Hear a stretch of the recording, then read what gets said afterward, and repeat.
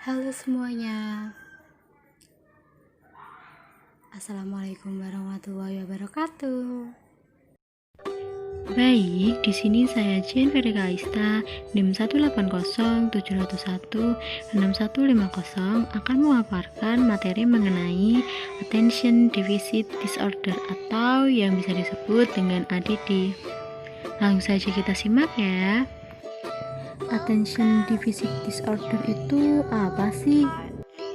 Atau justru dari kalian ada yang berpikiran gini, ADD atau ADHD ya? Apakah mereka sama? Yuk langsung aja kita bahas.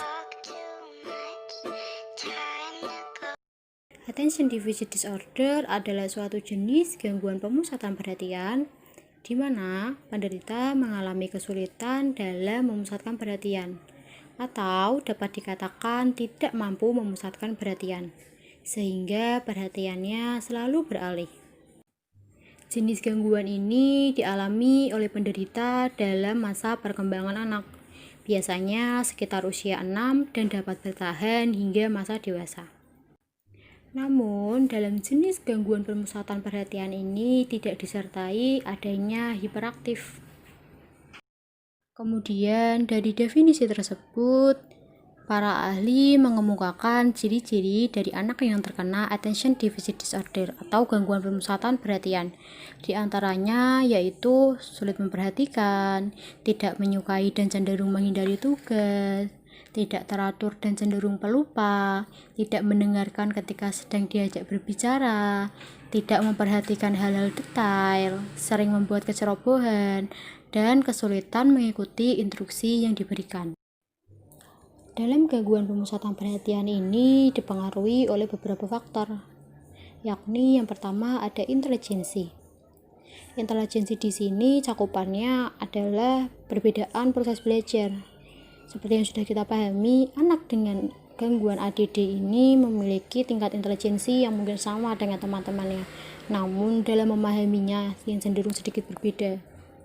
Kemudian yang kedua adanya kelemahan saraf sensor.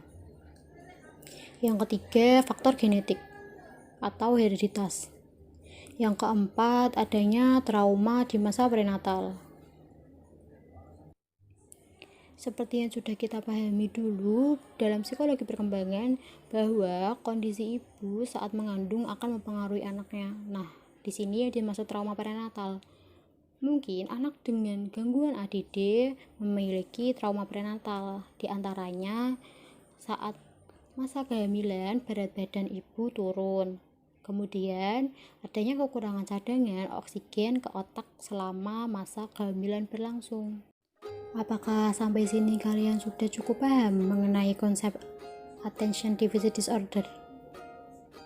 Tapi penjelasannya tidak sampai di sini ya.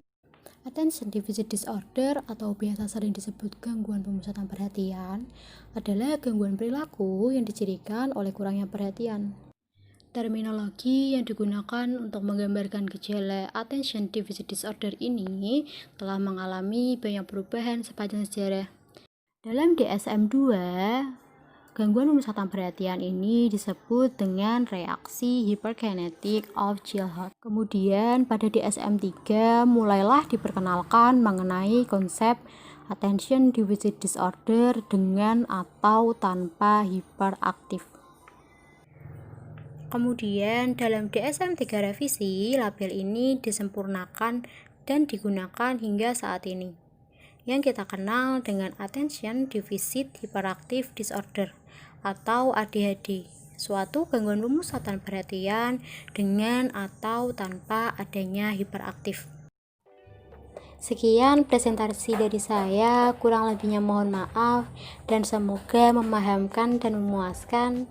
Saya ucapkan terima kasih dan jempol buat kalian yang sudah menonton. Wassalamualaikum warahmatullahi wabarakatuh.